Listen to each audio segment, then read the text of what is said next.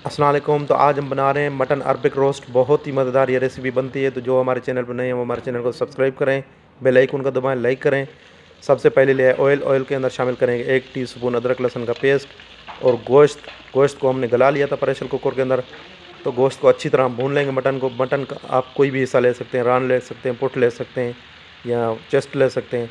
तो इसमें शामिल किया आधा टीस्पून दरदरी कुटी हुई ब्लैक पेपर, आधे से आधा टीस्पून धनिया, आधा टीस्पून ज़ीरा और आधा टीस्पून नमक। बहुत ही अच्छी तरह इसमें भून लेंगे ऑयल के अंदर।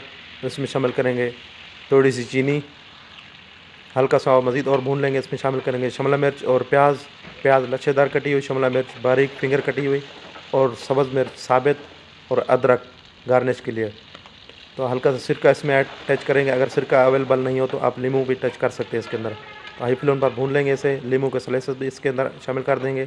तो कैसी लगी हमारी रेसिपी?